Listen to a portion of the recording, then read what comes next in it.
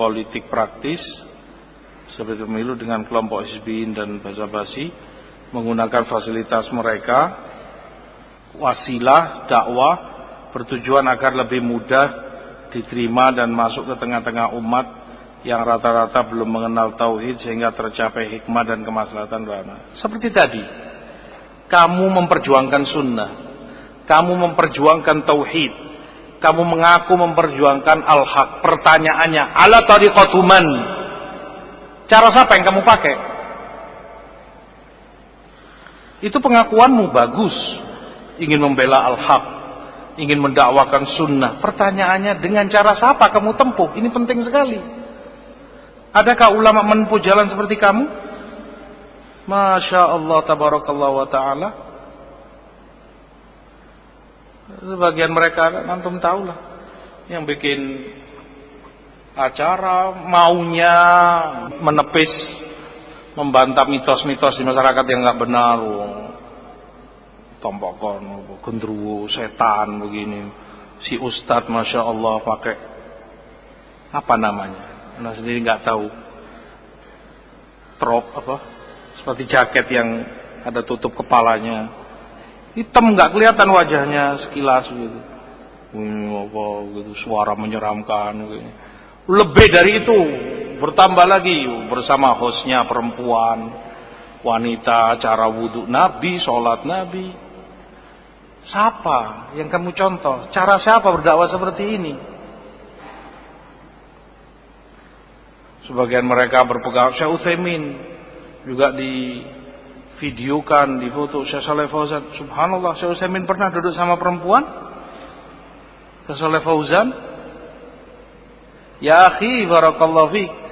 Syekh Utsaimin rahmatullah alaih. Jangankan terlalu jauh, itu terlalu jauh sudah. Di sana ada acara namanya Nurun 'ala Darb. Acara tiap hari, radio Saudi, namanya Idaatul Quranil Karim. Tanya jawab langsung dengan pendengar.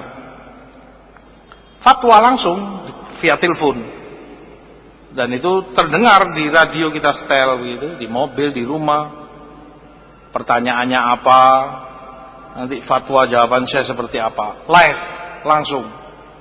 Subhanallah, Syekh Utsaimin rahimahullah, kalau si penanya perempuan, beliau minta tidak boleh keluar dari radio suaranya, sehingga kita nggak dengar yang di radio ini. Suara si penanya perempuan ini kita nggak dengar. Si penanya ini kalau perempuan langsung masuk ke studio. Ini saya punya problem begini gini. Udah nanti si penyiar nyampaikan ke Syekh, wahai Syekh. Nah itu kita dengar di radio, suara penyiarnya laki.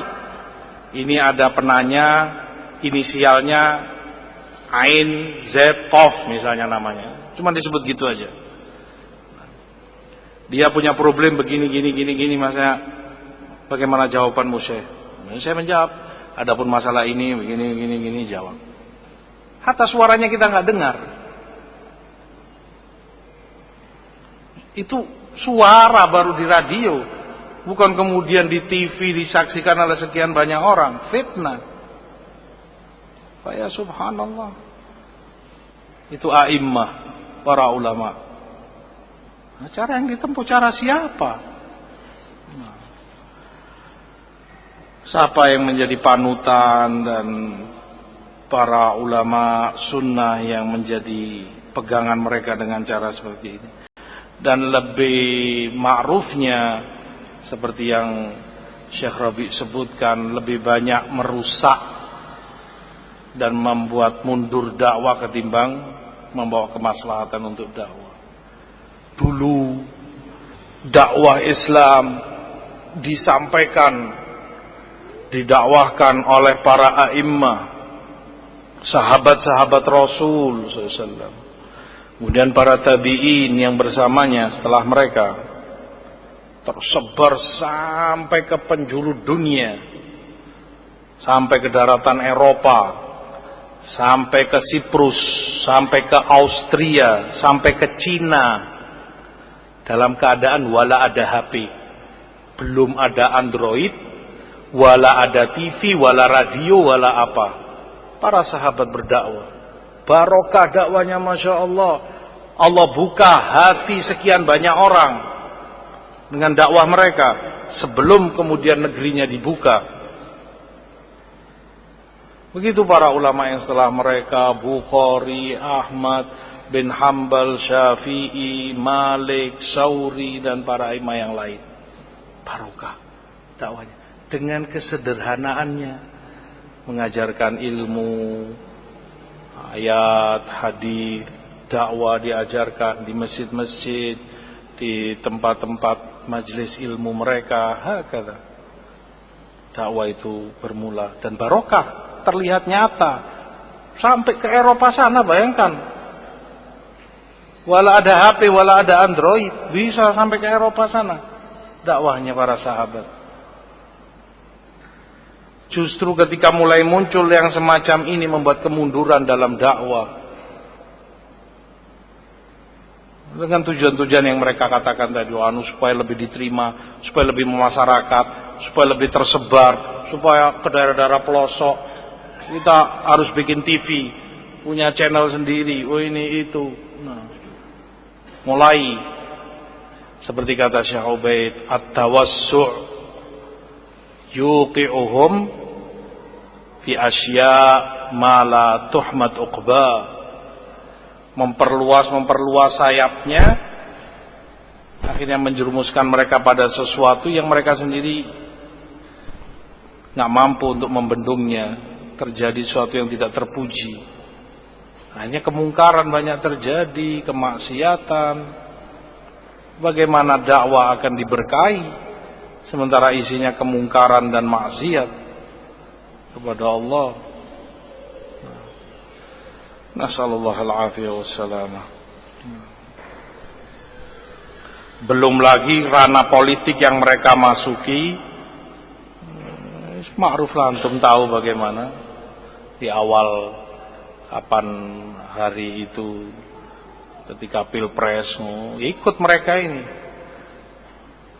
Nah, menyuarakan calon tertentu, kandidat yang dijagokan oleh mereka. Calon pemimpin harus begini, dengan sinetron layaknya sandiwara. Ini ada tukang ojek berhenti debat masalah kandidat satu, akhlak. Apa urusanmu masuk ke urusan itu? Kamu dai, orang yang berilmu semestinya membekali ilmu kepada umatnya, ajarkan Quran, ajarkan sunnah. Ada apa ngurusi kandidat presiden A wala B, presiden harus begini begitu. Nah, itu di luar wewenangmu. Seorang dai berbicara tentang syariat, membekali umatnya perkara akhirat, halal, haram.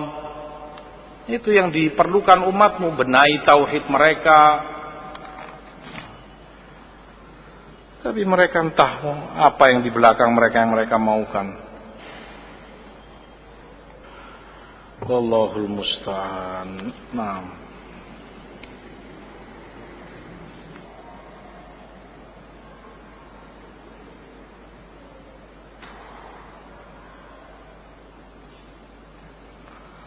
benarkah manhaj sururi dengan prinsip insaf mereka dan mudahanah sebagai bukti konkret bahwa pada mereka terkumpul dua faham sesat yang diibaratkan dua mata uang dengan dua sisi yang seolah berbeda?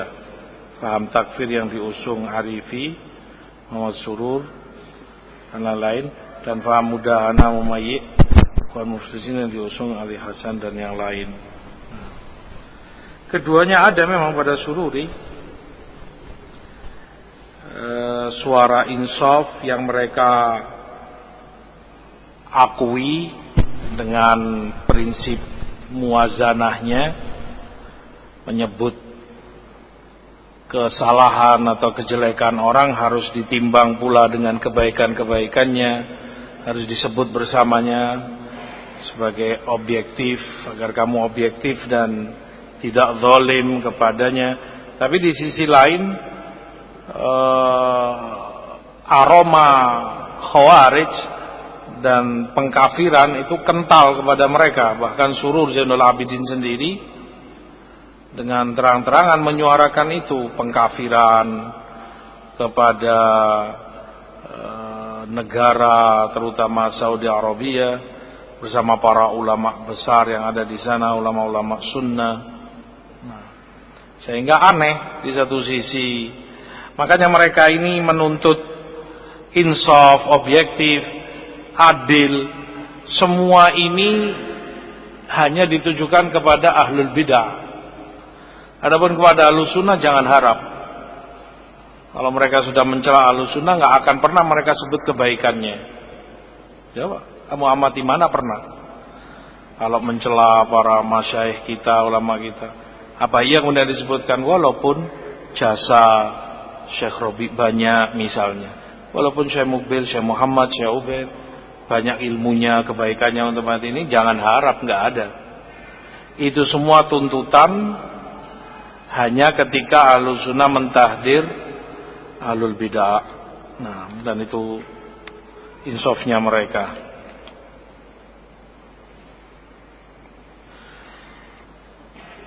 Yusuf Uthman Baisa bekerja sama dengan Roja dan lain-lain Sofwah dalam mendatangkan Masyaikh Eutoraf.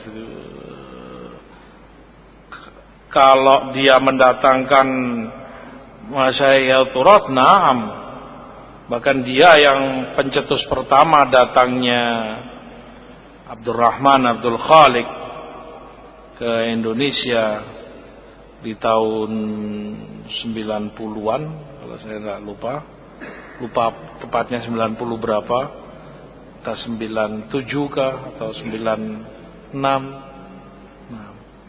dia yang mendatangkan undangan resmi, dan datang Abdurrahman di pesantren Al-Irsyad Tengaran.